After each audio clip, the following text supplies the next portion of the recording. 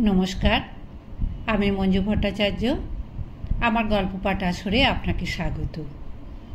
আজ আমি পড়ে শোনাচ্ছি রাজশেখর বসুর সারানুবাদ বাল্মীকি রামায়ণ থেকে বালি ও সুগ্রীব বিরোধের ইতিহাস পর্বটি। এই ইতিহাসটি বলেছিলেন সুগ্রীব। বালি আমার জ্যেষ্ঠ ভ্রাতা। তিনি পিতার অতিশয় প্রিয় ছিলেন। আমিও তাঁর অনুরক্ত ছিলাম। পিতার মৃত্যুর পর মন্ত্রীগণ বালিকে রাজপদে প্রতিষ্ঠিত করলেন। আমিও তাঁর আজ্ঞাবহ হয়েই রইলাম। মায়াবী নামে এক তেজস্বী অসুর ছিল। সে দুন্ধুবির জ্যেষ্ঠ পুত্র। স্ত্রী ঘটিত কোনো ব্যাপারে বালির সঙ্গে তার শত্রুতা হয়। একদা রাত্রিকালে সকলে নিদ্রিত হলে মায়াবী কিষ্কিন্ধার দ্বারে এসে বালিকে যুদ্ধে আহ্বান করলে মায়াবীর গর্জনে বালির নিদ্রাভঙ্গ হল। তিনি তখনই যুদ্ধের জন্য নির্গত হলেন। আমি এবং বালির পত্নীগণ তাকে নিবৃত্ত করবার জন্য অনুনয় করলাম, কিন্তু তিনি শুনলেন না। তখন আমিও ভ্রাতৃস্নেহবশে তাঁর অনুসরণ করলাম। মায়াবী আমাদের দেখে ভয় পেয়ে দ্রুত বেগে পালাতে লাগলো। তখন চন্দ্রোদয় হয়েছিল। সমস্ত পথ স্পষ্ট দেখা যাচ্ছিল। মায়াবী সহসা এক তৃণাবৃত ভূবিবরে প্রবেশ করলে বালি আমাকে বললেন, আমি যতক্ষণ না শত্রুকে বধ করে ফিরে আসি ততক্ষণ তুমি এই বিবর দ্বারে থাকো। আমিও যেতে চাইলাম, কিন্তু বালি সম্মত হলেন না। তাঁর পাদস্পর্শ করিয়ে আমাকে শপথ করালেন যে আমি বিবর দ্বারেই থাকব। আমি 1 বৎসর সেখানে অপেক্ষা করলাম, কিন্তু বালি ফিরলেন না। তখন আমার আশঙ্কা হলো যে বালি বিনষ্ট হয়েছেন। আরও অনেক কাল পরে সেই বিবর থেকে সফেন ও রুধির নির্গত হতে লাগলো এবং অসুরদের গর্জনও শোনা গেল, কিন্তু বালির কণ্ঠস্বর শুনতে পেলাম না। তখন বালির মৃত্যু হয়েছে এই স্থির করে বৃহৎ শিলাখণ্ড দিয়ে বিবরদ্বার রুদ্ধ করলাম এবং শোকার্ত চিত্তে তার তর্পণ করে কিষ্কিন্ধায় ফিরে এলাম। আমি এই ঘটনা সযত্নে গোপন করেছিলাম, কিন্তু অবশেষে মন্ত্রীরা সমস্তই শুনলেন এবং সকলে মিলে আমাকে রাজপদে অভিষিক্ত করলেন। তারপর আমি ন্যায় অনুসারে রাজ্য শাসন করছি। সহসা একদিন বালি ফিরে এলেন। আমাকে অভিষিক্ত দেখে রক্তলোচন হয়ে তিনি মন্ত্রীদের বন্ধন করে পুরুষ বাক্যে তিরস্কার করতে লাগলেন। আমি তাকে নিগৃহীত করতে পারতাম, কিন্তু তা না করে সসম্মানে অভিবাদন করলাম। তিনি আমাকে আশীর্বাদ করলেন না। তার পায়ে আমার মুকুট স্পর্শ করে প্রণাম করলাম, তথাপি তার ক্রোধ গেল না। তখন বালিকে প্রসন্ন করবার জন্য আমি বললাম, তুমি শুভাদৃষ্টক্রমে শত্রুবধ করে নিরাপদে ফিরে এসেছ। তুমি আমার প্রভু, আমার ধৃত এই ছত্রচামর গ্রহণ করো। রাজা, তোমার জন্য আমি সংবৎসর কাতরভাবে বিবরদ্বারে অপেক্ষা করেছিলাম। অবশেষে শোণিত দেখে শোক সন্তপ্ত হয়ে বিবর বন্ধ করে কিষ্কিন্ধায় ফিরে এসেছি। পৌরজন ও মন্ত্রীবর্গ আমার অনিচ্ছায় আমাকে অভিষিক্ত করেছেন। আমাকে ক্ষমা করো। তুমিই রাজা। আমি পূর্বে ন্যায় তোমার অনুবর্তী হয়ে থাকব। বালি আমাকে ধিক্কার দিয়ে মন্ত্রী, প্রজা ও সুহৃদগণকে বললেন, তোমরা জানো যে মায়াবী নামক অসুরের আহ্বানে আমি যুদ্ধ করতে যাই। সে পালিয়ে গিয়ে এক গহ্বরের মধ্যে প্রবেশ করে। তখন আমি আমার এই ক্রূর প্রকৃতি ভ্রাতাকে বললাম, শত্রুকে বধ না করে আমি ফিরব না। ততক্ষণ তুমি এই গহ্বরের দ্বারে অপেক্ষা করো। 1 বছর অন্বেষণের পর শত্রুর দর্শন পেয়ে আমি তাকে সবান্ধবে বধ করলাম। তার রক্তে গহ্বর পূর্ণ হয়ে গেল। তারপর ফেরবার সময় গহ্বর দ্বার খুঁজে পেলাম না। অবশেষে বহু পদাঘাতে গহ্বর মুখে শিলা পাতিত করে নিষ্ক্রান্ত হয়ে কিষ্কিন্ধায় ফিরে এসেছি।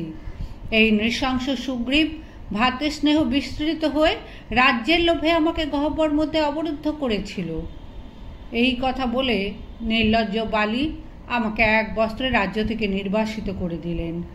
আমি দূরীকৃত ও ঋতদার হয়ে পৃথিবীর সর্বত্র পর্যটন করে এখন ঋষ্যমুখে আশ্রয় নিয়েছি।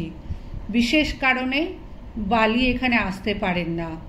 এখন তার পৌরুষ বীর্য ও ধৈর্যের কথা বলছি শোনো। বালি প্রতিদিন সূর্যোদয়ের প্রাক্কালে পশ্চিম থেকে পূর্ব সমুদ্রে এবং দক্ষিণ থেকে উত্তর সমুদ্রে অক্লান্ত হয়ে যাতায়াত করেন। তিনি পর্বতে আরোহণ করে শিখর সমূহ ঊর্ধ্বে নিক্ষেপ করে পুনর্বার গ্রহণ করেন। নিজের বল দেখবার জন্য বনের বহু সারবান বৃক্ষ ভগ্ন করেন। দুন্ধুবি নামে মহিষরূপী এক মহাকায় অসুর ছিল। তার বল সহস্র হস্তির সমান। সে বরলাভ করে গর্বিত হয়ে একদিন সমুদ্রের কাছে গিয়ে বললে, আমার সঙ্গে যুদ্ধ করো। সমুদ্র গাত্রোত্থান করে উত্তর দিলেন, আমি পারব না, যিনি পারবেন তার কথা বলছি শোনো। হিমবান নামে এক শৈলরাজ আছেন, তিনি শঙ্করের শ্বশুর। তিনি যুদ্ধ করে তোমাকে তৃপ্ত করবেন। সমুদ্রকে ভীত দেখে দুন্ধুবি হিমালয়ে উপস্থিত হলে এবং বৃহৎ শ্বেত শিলাখণ্ড সকল সশব্দে ভূতলে ফেলতে লাগলো। তখন শুভ্র মেঘাকার মূর্তিমান হিমবান নিজ শিখরে আবির্ভূত হয়ে বললেন, ধর্মবৎসল দুন্ধুবি, আমি তপস্বীদের আশ্রয়, যুদ্ধে পটু নই, আমাকে ক্লেশ দিও না। দুন্ধুবি ক্রুদ্ধ হয়ে প্রশ্ন করলে, তবে কে আমার সঙ্গে যুদ্ধ করবে? হিমবান বললেন, কিষ্কিন্ধা নগরীতে ইন্দ্রপুত্র মহাবীর বালি বাস করেন, তার কাছে যাও। দুন্ধুবি তখন তীক্ষ্ণ শৃঙ্গ মহিষের রূপ ধারণ করে কিষ্কিন্ধার দ্বারে উপস্থিত হলো এবং নানা উপদ্রব ও দুন্ধুবির ন্যায় নিনাদ করতে লাগলো। বালি তাঁর পত্নীদের সঙ্গে এসে বললেন, দুন্ধুবি, তোমাকে আমি চিনি, কেন নগরদ্বার রোধ করে চিৎকার করছো? পালিয়ে প্রাণ রক্ষা করো। দুন্ধুবি বললে, বীর, তুমি স্ত্রী লোকের সমক্ষে এমন কথা বলো না, আমার সঙ্গে যুদ্ধ করো, অথবা আজ রাত্রিতে আমি ক্রোধ সংবরণ করে থাকছি। সূর্যোদয় পর্যন্ত তুমি যথেচ্ছা ভোগ বিলাস করে নাও, সুহৃদগণকে তৃপ্ত করো, ভালো করে কিষ্কিন্ধাকে দেখে নাও, কোনো আত্মীয়কে রাজপদে নিযুক্ত করো। কাল তোমার দর্প চূর্ণ করব। তোমার ন্যায় মদোন্মত্তকে এখন বধ করলে ভ্রূণ হত্যার পাপ হবে। তখন বালি তাঁর পত্নীদের অন্তঃপুরে পাঠিয়ে দুন্ধুবিকে বললেন, যদি যুদ্ধ করতে তোমার ভয় না হয় তবে আমার মত্ততার জন্য নিরস্ত থেকো না। যেন যেই মত্ততার কারণ বীর পান।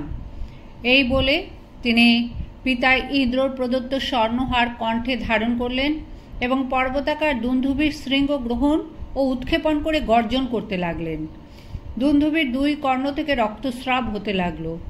বালি তাকে মুষ্টি, জানু, পদ, শিলা ও বৃক্ষ দিয়ে প্রহার করতে লাগলেন। অবশেষে তাকে তুলে ভূতলে আছাড় দিয়ে বধ করলেন এবং তার দেহ 1 যোজন দূরে নিক্ষেপ করলেন। সেই সময় তার মুখ থেকে নির্গত রক্তবিন্দু বায়ু চালিত হয়ে মতঙ্গের আশ্রমে পতিত হল। মুনিশ্রেষ্ঠ মতঙ্গ নিষ্ক্রান্ত হয়ে দেখলেন এক পর্বতাকার মৃত মহিষ ভূমিতে পড়ে আছে। তিনি তপবলে বুঝলেন যে এ বালির কাজ এবং অত্যন্ত ক্রুদ্ধ হয়ে অভিশাপ দিলেন, যে বানর আমার আশ্রম দূষিত করেছে সে যদি 1 যোজনের মধ্যে আসে তবে তখনই মরবে। তার সহচর বানর যারা এখানে আছে তারাও দূর হয়ে যাক। বানররা বালির কাছে এসে মতঙ্গের সাপের কথা বললে বালি তখন মতঙ্গের কাছে গিয়ে তাকে প্রসন্ন করবার জন্য অনুনয় করলেন, কিন্তু কোনো ফল হলো না। সেই অবধি বালি এই ঋষ্যমুখ পর্বতের কাছে আসেন না। আমিও এই স্থান নিরাপদ জেনে অমাত্যগণের সঙ্গে এখানে বাস করি। এই বলে বালি বললেন, ওই দেখো, দুন্ধুবির পর্বত শৃঙ্গাকার অস্থিরাশি পড়ে রয়েছে। এই যে বহু শাখাযুক্ত 7টি বিশাল শাল বৃক্ষ দেখছ, বালি এদের একসঙ্গে কম্পিত করে নিষ্পত্র করতে পারেন। রাম, আমি বালির অসাধারণ বল বিক্রমের বিবরণ দিলাম, তুমি কি করে তাকে যুদ্ধে বধ করতে পারবে? লক্ষ্মণ সহাস্যে বললেন, কি হলে তোমার বিশ্বাস হবে? সুগ্রীব বললেন, সম্মুখে যে 7টি শাল বৃক্ষ রয়েছে বালি অনেকবার তাদের একে একে ভেদ করেছেন। রাম যদি এক সরাঘাতে এদের এক একটিকে ভেদ করতে পারেন এবং এই মহিষের অস্থি এক পায়ে উঠিয়ে 200 ধনু দূরে নিক্ষেপ করতে পারেন, তবে বুঝব এর বালিকে বধ করবার শক্তি আছে। ক্ষণকাল চিন্তা করে সুগ্রীব আবার বললেন, বালি মহাবীর, তার বলবিক্রম বিখ্যাত, তিনি যুদ্ধে অপরাজিত, দেবতার দুঃসাধ্য কর্ম তিনি করতে সমর্থ।